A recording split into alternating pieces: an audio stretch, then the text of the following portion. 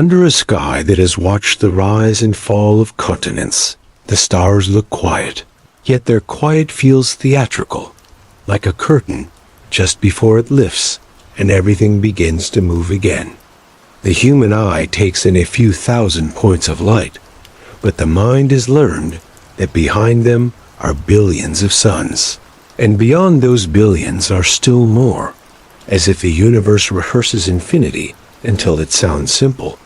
We float on a small world that carries oceans and breath, wrapped in a film of air and expectation, wondering if something else ever learned the trick of chemistry and memory. The night appears serene, but we know serenity can be a disguise, and what it hides might be vast, patient, and close, waiting for the question to be asked clearly. We count because counting turns awe into questions we can hold, and questions become lanterns in dark halls. There are more planets than stars, more worlds than our ancestors had pebbles to throw into rivers, and many orbit within distances where rock can keep water liquid and shadows can shelter life. The chemistry of carbon and water is not a local dialect. It is a universal tone written in cold nebulae and heated in stellar ovens, scattering sugars and amino acids across the dust. If ingredients are common and kitchens are everywhere, then the recipe should be tried often, and yet our dining table seems set for one, as if the invitation never left the house. The paradox arrived with boots on the ground and a cup of coffee, carried by clever minds who looked at the numbers and heard them shout. If the galaxy is old and wide, and if travel in some form is possible given time and persistence, then someone should be here already, leaving fingerprints on moons and stories in our stratosphere. This reasoning is a quiet storm that never ends, called the Fermi paradox, a tidy question that keeps unwinding into more threads than any one pair of hands can braid. The silence is not merely a lack of noise. It is a message whose grammar we do not yet understand. Our first reply to that silence was to listen, because listening requires humility, and humility is a key civilization sometimes misplaces. Radio astronomy taught us that the sky is not empty but alive with whispers, a tapestry of static and order stitched by stars and gas and our own machinery. So we built ears the size of stadiums and taught them to ignore the thunder of Earth to hear the crickets of space. If anyone spoke in radio, we would answer, and if no one did, the silence would at least have structure, which is its own kind of answer. Arecibo rose from a karst valley, like a moon fallen gently into forest, its latticework dish cradling hopes and equations, and the weight of generations who believed that seeking is part of being. It mapped asteroids and sent pulses into the dark, and it even served as our bottle cast into the cosmic ocean, carrying a message with prime numbers and simple pictures of who we are. From other hills and deserts, arrays multiplied, techniques sharpened, and the idea of technosignatures grew, branching from radio into light, energy, and the artifact shadows of impossible engineering. Each instrument, each night of listening, added a stitch to a quilt large enough to wrap the question, even if the answer refused to keep still. Now and then the quiet bent just enough to stir the imagination with a tone that did not fit the weather. A single burst in 1977, bracketed as an exclamation of wonder, lasted long enough to be recorded and short enough to remain a rumor encoded in numbers. The signal never returned, and its direction held no easy terrestrial culprit, leaving a trail of maybes that only grew more luminous in the murk. In the way that rare footprints can be truer than well-trampled paths, that brief brightness suggested possibility, and retreated like a wave that had touched the shore and thought better of it. Long before radio, curiosity sent us to rooftops and deserts to trace lines in the dust of Mars, to interpret geometry where nature often prefers mess. Canals were seen by eyes eager to find intellect carved into stone, and maps were drawn that later blurred into wishful thinking, turning imagination into an artifact that outlived the seeing. The lesson was not that we were foolish, but that longing can sharpen or distort, and that both outcomes leave marks worth studying.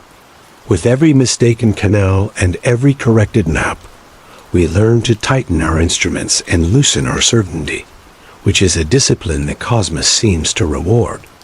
The age of exoplanets began with star wobble and dimming, with starlight gently nodding and blinking as hidden companions tugged and crossed. We found hot Jupiters where logic said they should not be, and rocky worlds where equations nodded approvingly. A menagerie that made our solar system feel both ordinary and odd. Statistics grew into a chorus, singing that Earth-sized worlds in temperate orbits are not exotic, but expected, as common as rain in some corners of the galaxy. With each catalog of distant worlds, the paradox sharpened its edge, because presence without voices can be lonelier than emptiness.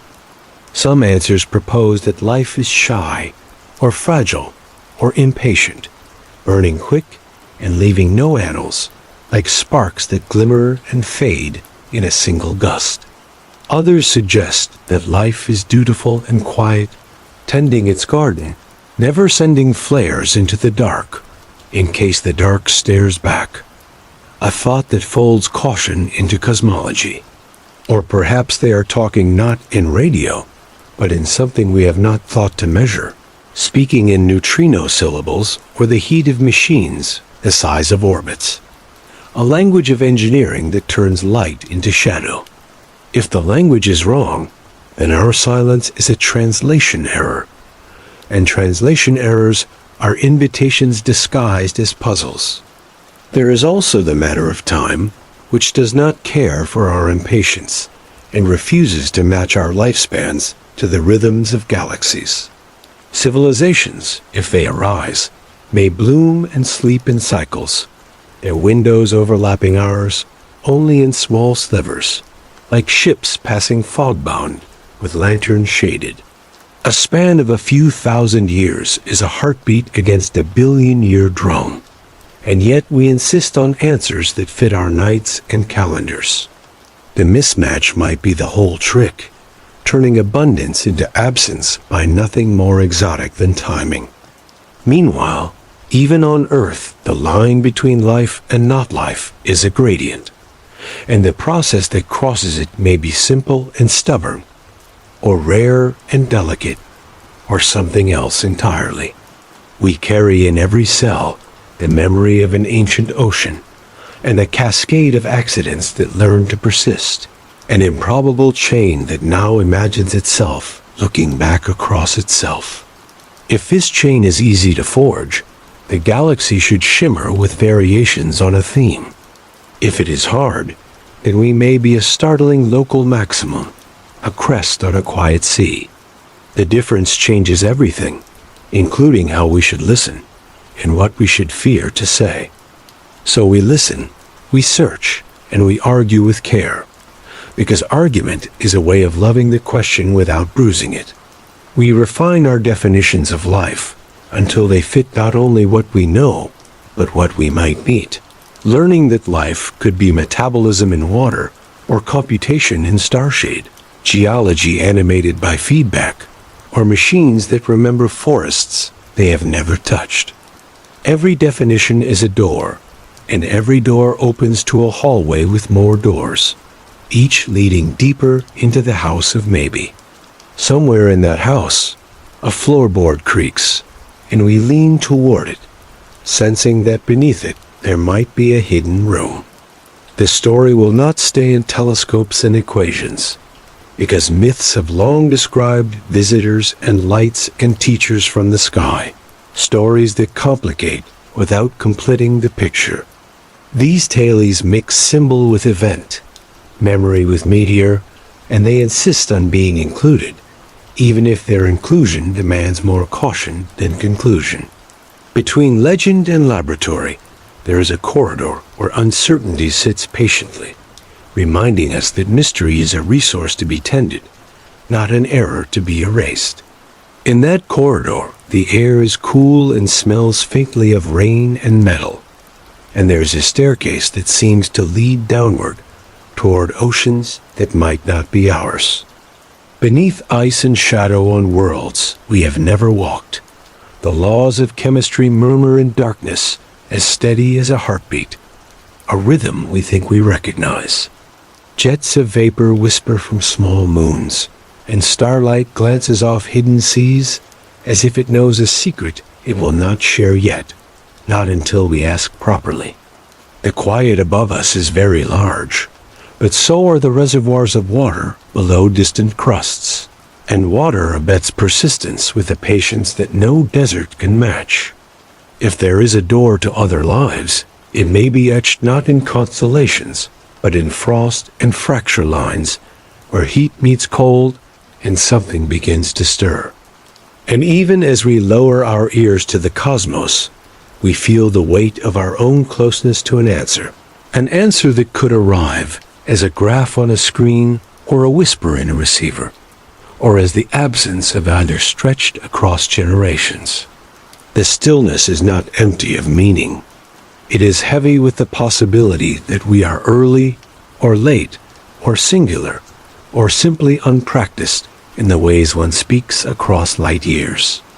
Every night is a new rehearsal of the same question, and every dawn is a gentle reminder that we are still in the first act, even if the stage is older than our bones.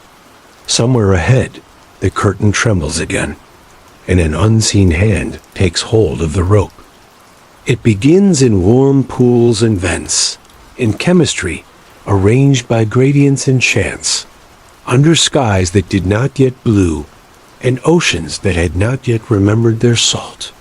Life on Earth is a story of assembly, of molecules folding and pairing and protecting themselves from the indifference of their environment, increment by increment.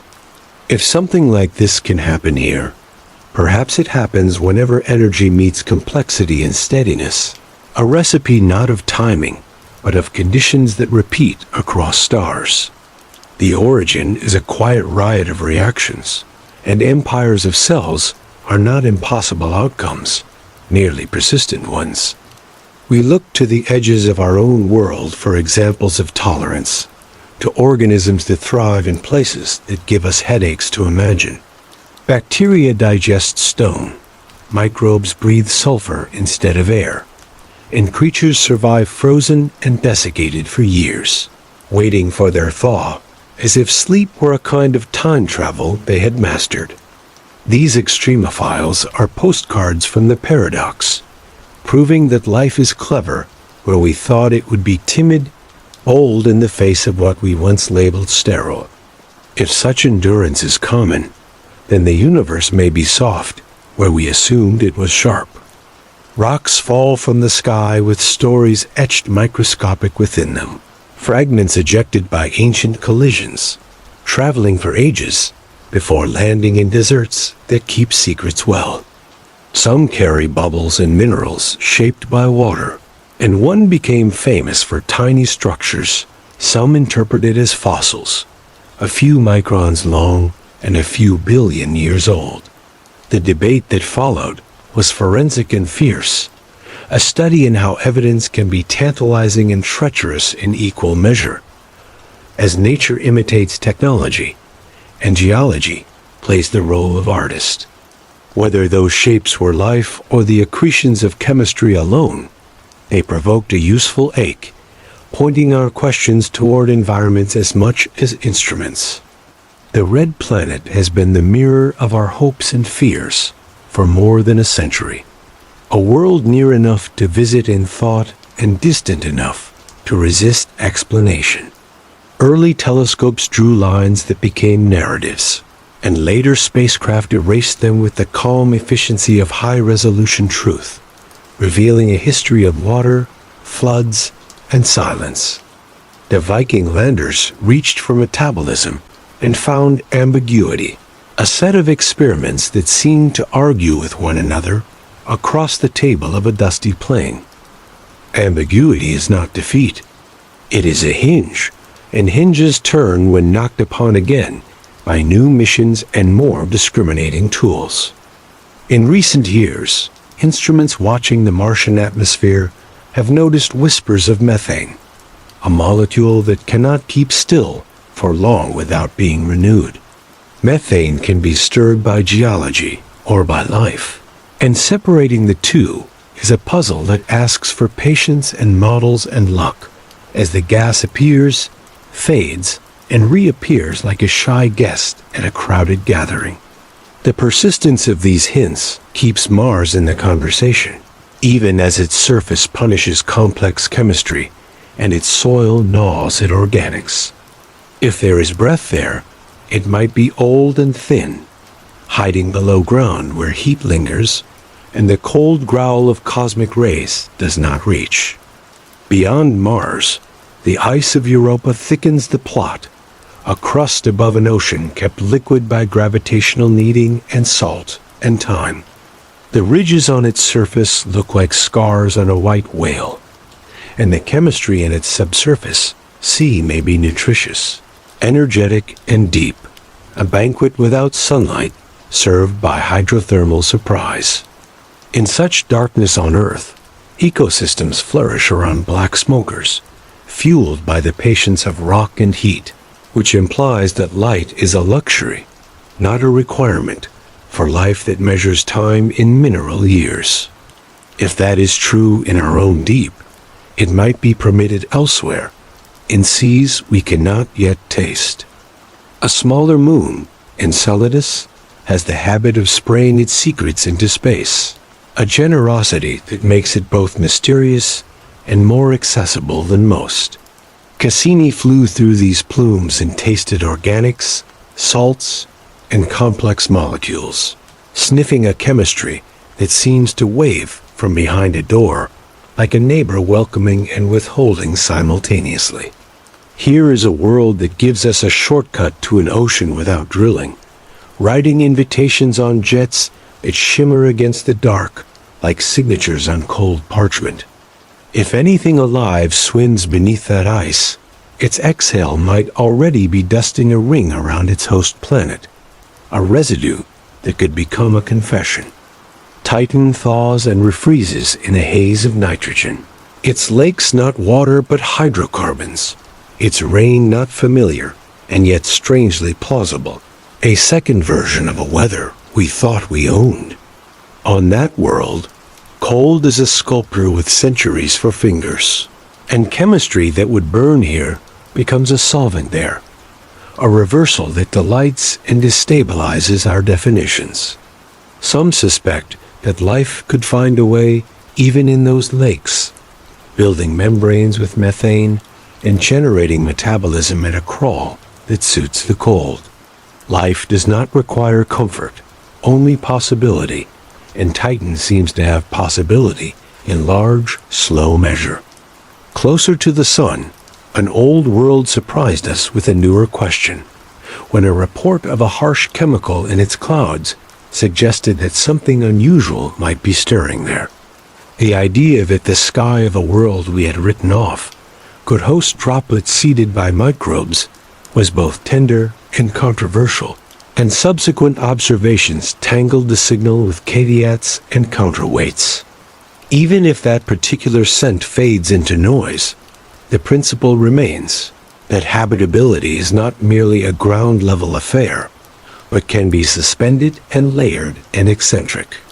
A cloud can be a habitat, just as a rock can be an archive, and a plume can be a letter, all addressed to those who learn to read them. As we broaden our search, we refine our instruments not only to detect, but to discriminate, to tell life from its many imitators.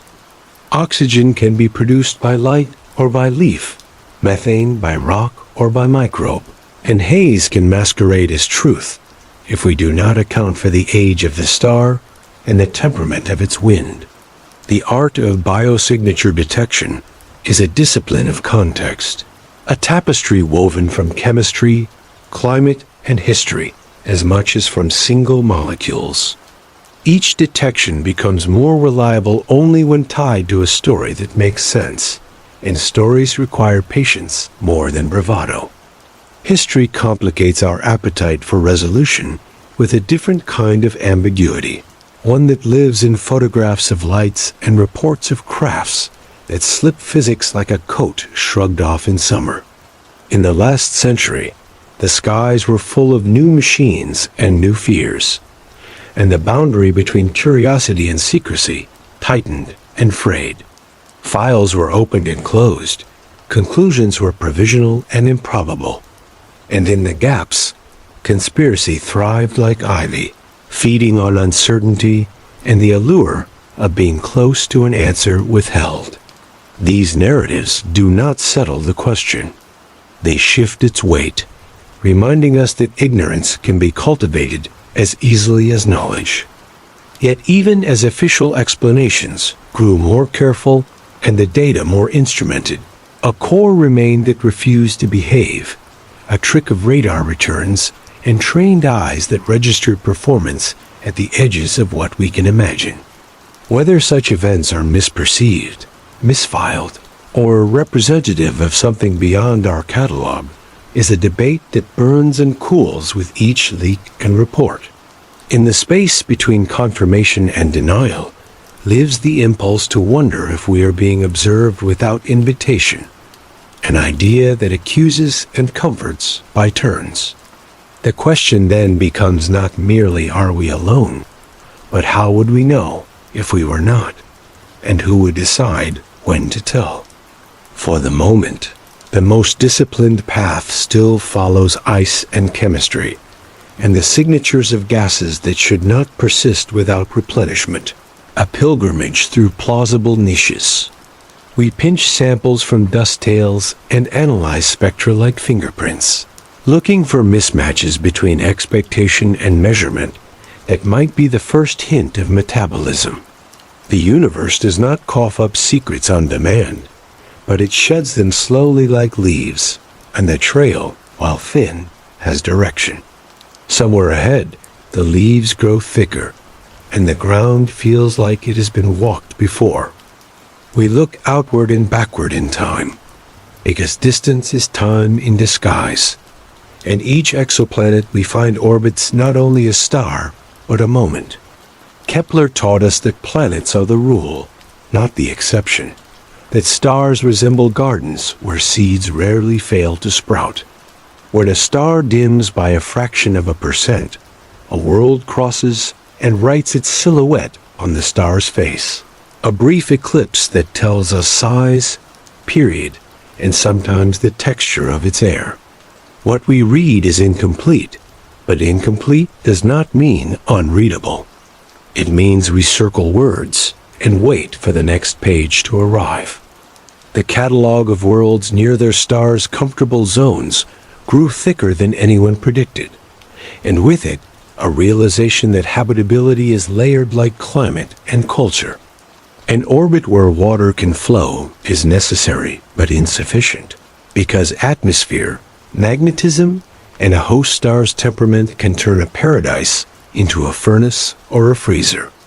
Around red dwarfs, flares tear at the air, and ultraviolet light snarls at molecules, raising questions about whether life can endure in such company, or perhaps adapt by hiding beneath seas and stones. The answer may be that survival loves a challenge, but that cleverness has limits, and the line between resourcefulness and ruin is thin. A handful of systems became lodestones for attention, small stars with families of planets close and varied, as if someone had arranged a neighborhood to be studied by students of habitability. Worlds only slightly larger than Earth circle in rhythms that look almost musical, tidally locked for eternity, with bright days that never set and nights that never end, climates that could differ from a planet's limb to its heart by oceans and deserts. If life flourishes there, it may have learned to live in twilight, in belts where dawn and dusk never move, something we would find romantic and difficult. Romance can be inhospitable, and yet the idea persists like a melody that will not leave the mind. Light becomes our instrument in richer ways with each new telescope, and spectra, those rainbows dissected into elements and compounds, act as confessions made in photons. A strong oxygen line could be a chorus of leaves or a glare of chemistry. Methane's breath could be volcanic or microbial, and the balance between gases becomes the plot more than any single piece of evidence. Water vapor lines appear in hot worlds where no oceans lie, while in cooler ones, we strain for a whisper that might be cloud or instrument drift. Each spectrum is a diary entry, and we are learning the handwriting slowly, losing the accent before we grasp the sentences. Sometimes the light misbehaves in ways that break tidy narratives, with stars dimming irregularly and deeply, patterns that defy ordinary astrophysics and invite extraordinary speculation. Dust and comets are patient explanations, and they sit comfortably in our cabinets of natural causes. But a few cases tug at the imagination's sleeve and mention architecture. The idea of megastructures, of civilizations building machines that capture a star's light, is both audacious and strangely reasonable if energy demand grows without bound. Even if nature owns the odd dimmings we have catalogued, the thought of engineering on stellar scales becomes a technosignature we are compelled to watch for quietly. Beyond water and oxygen, technosignatures widen to include industrial byproducts, heat, in excess of what can be explained by geology, and patterns that machines might make out of convenience rather than beauty. A civilization might choose to broadcast, or it might find broadcasting naive, preferring to hide in codes embedded in natural processes, or in the waste heat of computation spread like a quilt across the cold. We entertain the idea of microwave beacons, laser flashcards, or the ultraviolet footprints of factories weathering their skies, possibilities that broaden the canvas with both wonder and risk.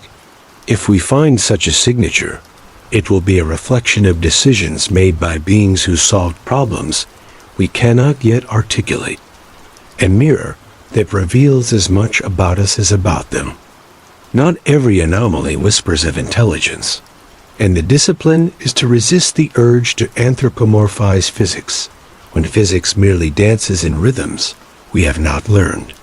A burst of radio energy can be the leftover sigh of a magnetar. A gravitational wave can ring from compact objects colliding in the dark, and a long period dimming can be dust drifting through cosmic architecture we have not mapped. False positives are not betrayals. They are rehearsals that sharpen our instruments and our skepticism, tools as essential as hope. In this work, the virtue is not gullibility or cynicism, but patience, a pace that keeps the mind awake and the story honest. Still, anomalies accumulate like notes pinned to a board, each pinned carefully and labeled, forming constellations of curiosity that suggest we might be looking in the right places.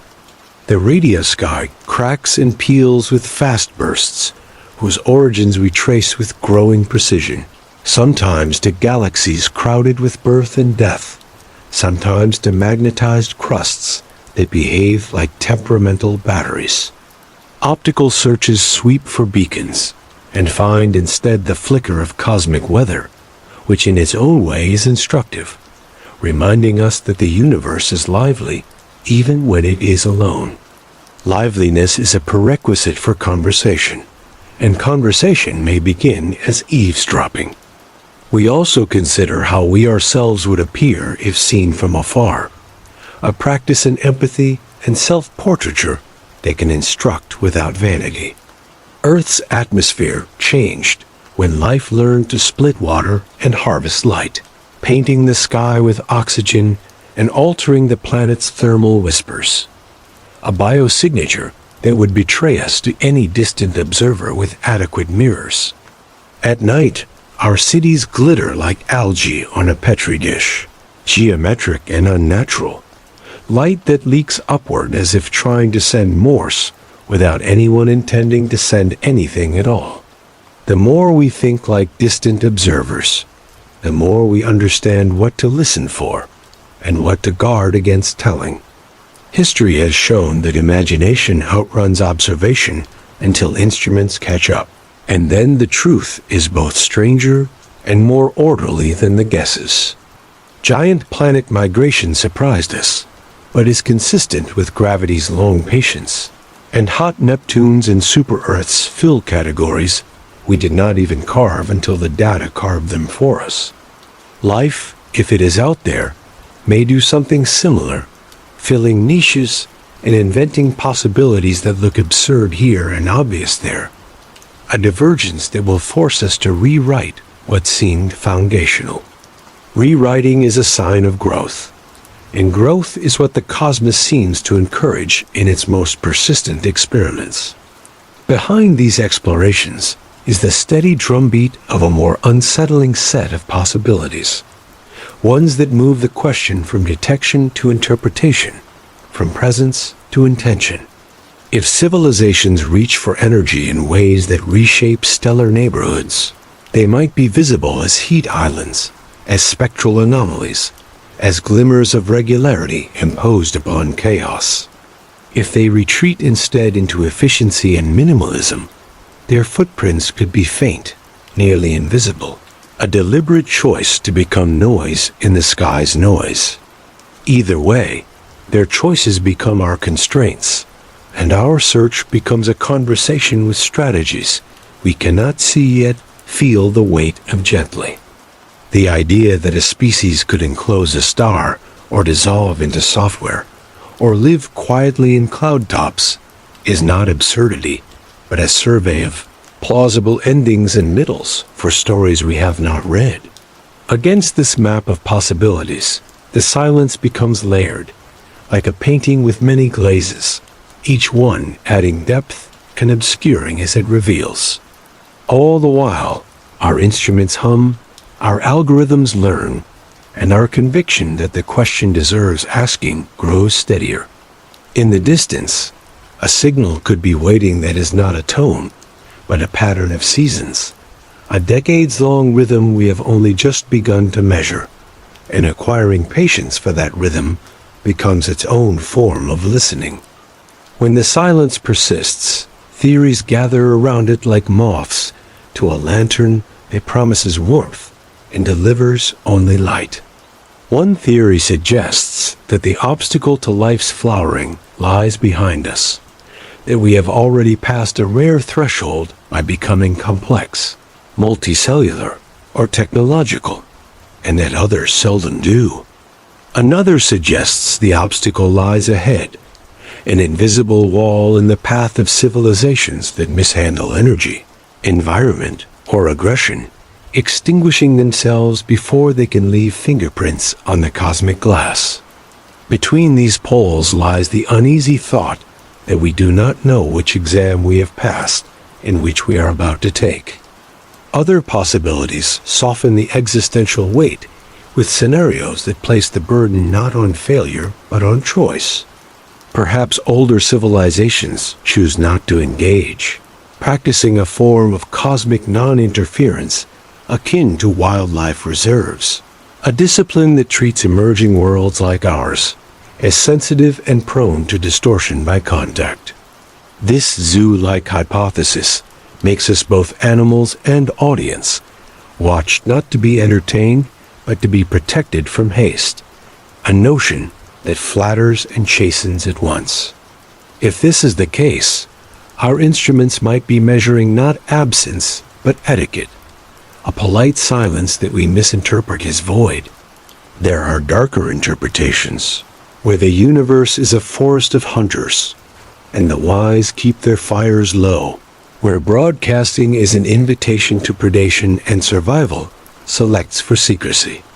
In such a forest, civilizations would appear and vanish like sparks, careful to mask their thermodynamic leaks and erase their signatures with the diligence of prey.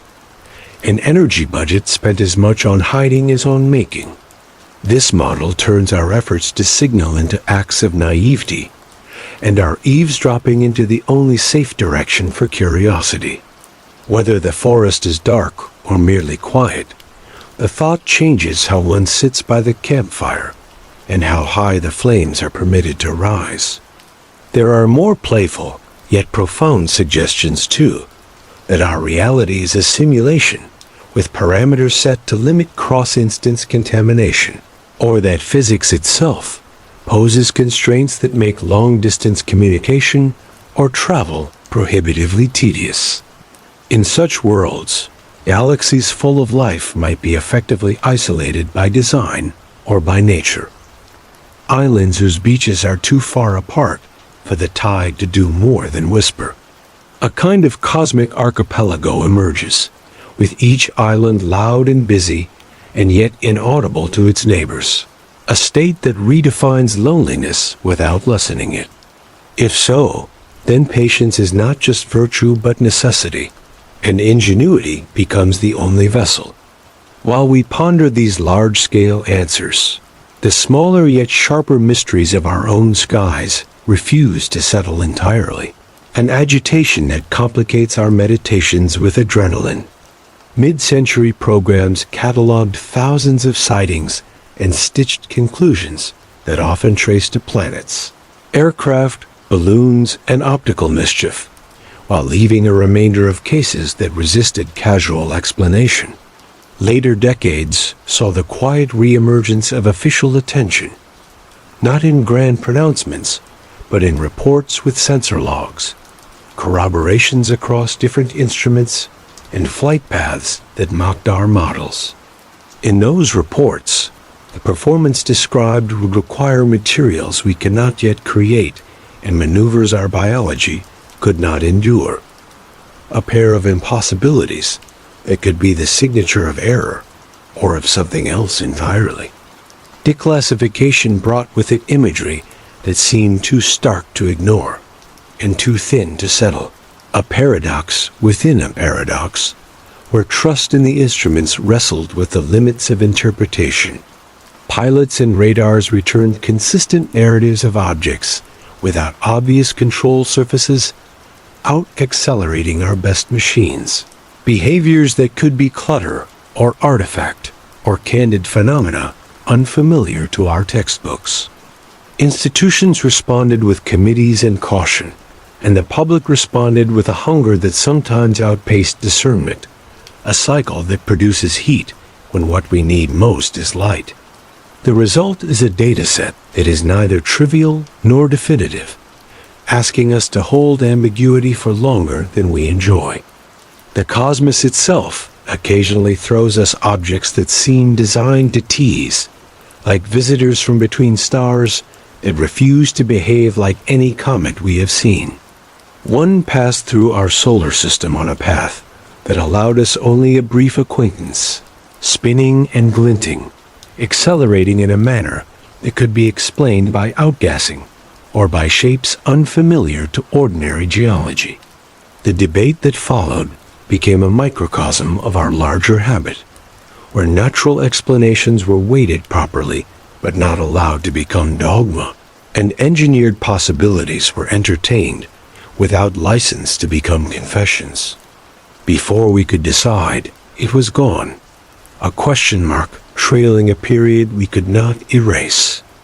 Another interstellar object later came, more straightforward in its cometary habit, an emissary that behaved in line with ice and dust and heat and the gentle push of sunlight.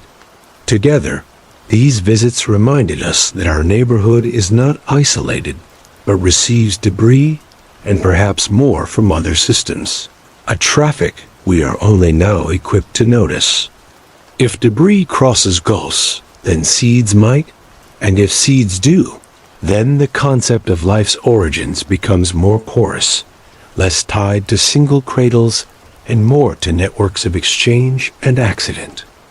Panspermia need not be common to be consequential, and consequence adds volume to whispers we are already straining to hear. The cumulative effect of these episodes is to widen the corridor of possibilities without providing a doorway to certainty, a space where maturity is measured by how well we endure not knowing. Our tools are improving, our archives deepening, and our philosophies growing more plastic, able to stretch around scenarios that once would have been discarded as panic or fantasy. Perhaps this is what a first contact looks like, not in content, but in process. A long drawing in of breath, a sustained attention, a posture of waiting that alters us even before any voice speaks. In that posture, we realize that answering the question may change us less than asking it persistently has already done. Even if the skies remain coy, even if the only signatures we decode are those of algae on rocks and bacteria in plumes, the implications are seismic, because one life beyond ours collapses the idea of singularity. Two origins in one solar system would argue for abundance across thousands of others, while a lone microbial life on a single moon would suggest a galaxy seeded with simple persistence that seldom flowers into radio. Both outcomes adjust our expectations about ourselves and our responsibilities, with one making us provincial and the other making us precious, a burden either way. Between precious and provincial lies the work of growing up as a species that knows it is watched, if only by the silence it interrogates. And so we sit with forest and zoo, with filter and simulation, with visitors and debris, with instruments and myths, a collection of lenses that all imply different routes forward. Listening becomes more muscular, sending becomes controversial, and exploration becomes the way to escape map and model and touch what we have only described. Somewhere on a launch pad, a vehicle breathes, and somewhere on the drafting table, a plan sketches a trajectory not only through space, but through probability. A line that intersects oceans beneath ice and atmospheres thick with unfamiliar rain. We follow that line as it leaves Earth, because the quiet up there has edges, and edges are where interesting things happen. The search matures by widening and deepening, by adding ears and eyes to the chorus, and by teaching them to harmonize across wavelengths and timescales.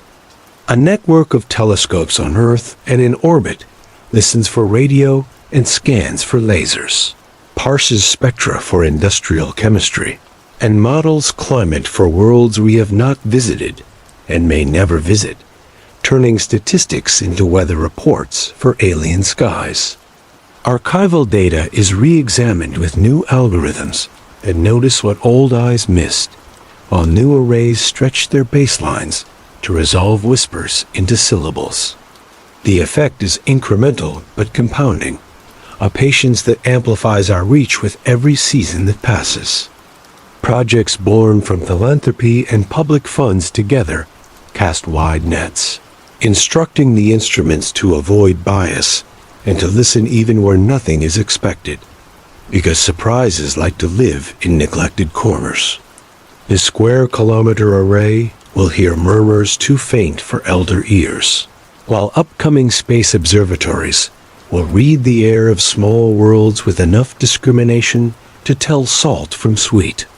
Giant mirrors in deserts and on peaks will watch planets as black beads crossing starlight and extract from those transits the signature of chemistry and clouds and perhaps biology. Each facility is a sense organ, and together they will form a nervous system that might finally notice the pinprick that is too orderly to be wind. Closer to home, missions prepare to step into darkness with the discipline of geologists and the caution of archivists, to sample without contaminating, to touch without erasing.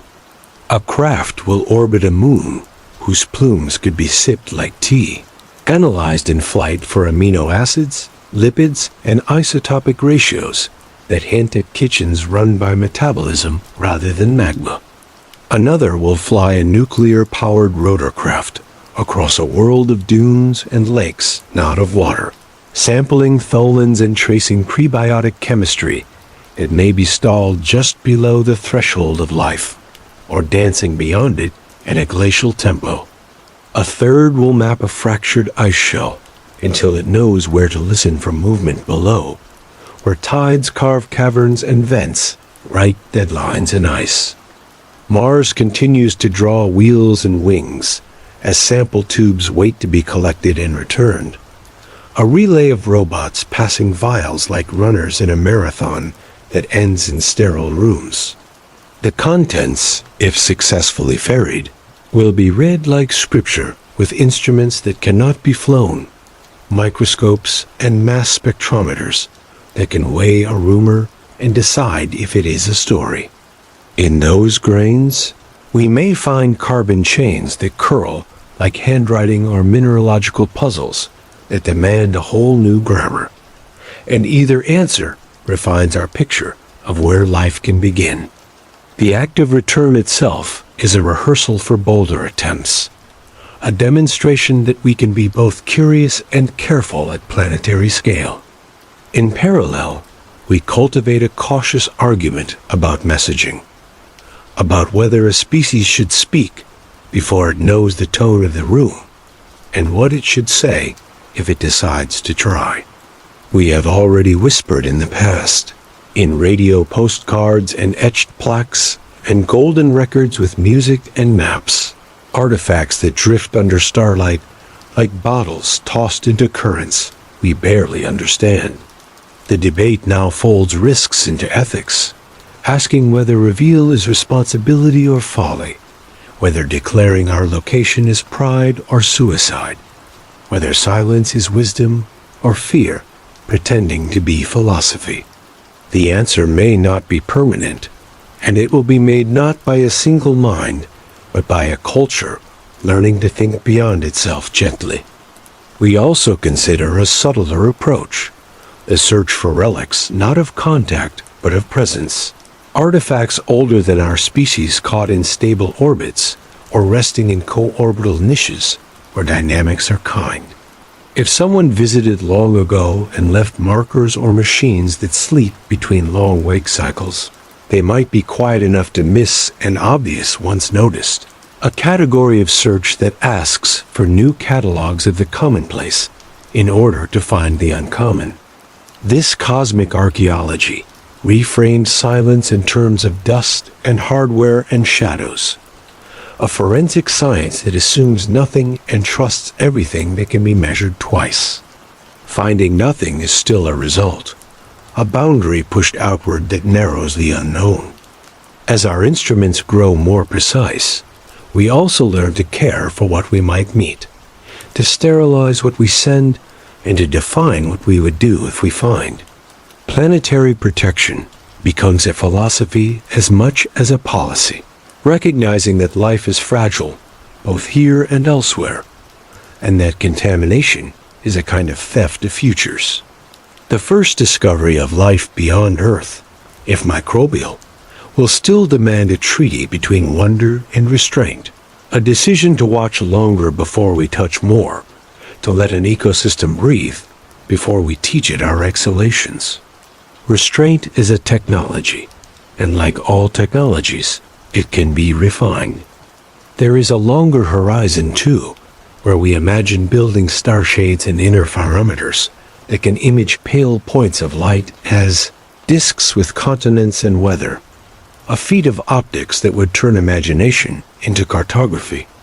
We imagine solar sails catching sunlight like wind and fusion engines, sipping mass like a sip of tea, carrying probes to the nearest stars and timescales that a human lifetime can just witness the beginning of.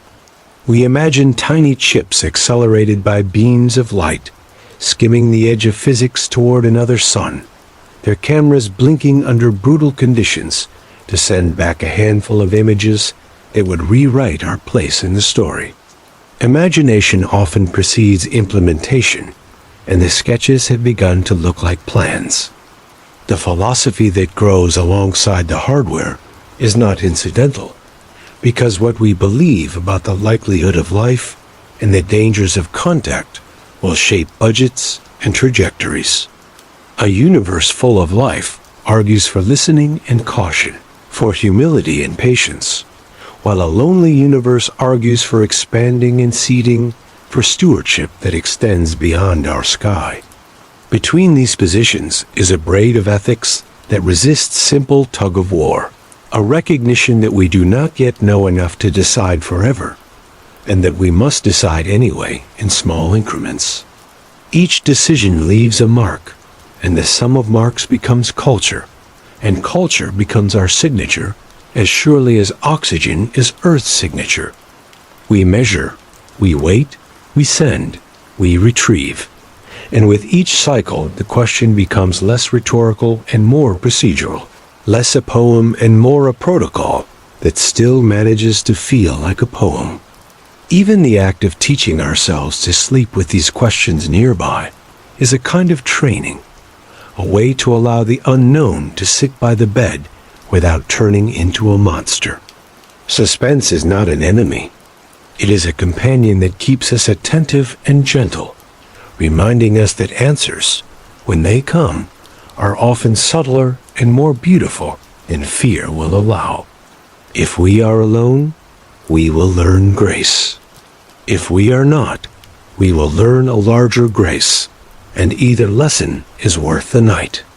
The cosmos, in the meantime, continues its cycles unconcerned with our pace. Stars born and dying, planets migrating, comets eroding, and somewhere, possibly, someone else watching their sky and asking the same question with their own mouth of air or coil of photonic logic. Perhaps they too have chosen ears over voice, for now, waiting for evidence that we are careful, that we are learners more than conquerors, that we can approach without taking.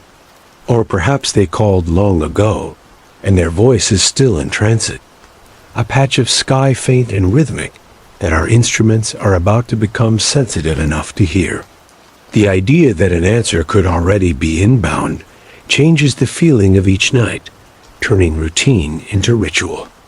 We end not with a conclusion, but with an orientation, a posture that aligns telescopes and ethics in sleep, a way of lying in the dark that listens more than it demands. The night is not silence, but a score, and we are learning its notation, slowly, softly, together, passing on to each other the patience required to hear the first true chord. Before you drift into sleep, remember mystery is never truly lost, only waiting to be found. If you enjoyed this journey, subscribe for more relaxing ancient mysteries, and let your curiosity guide you deeper.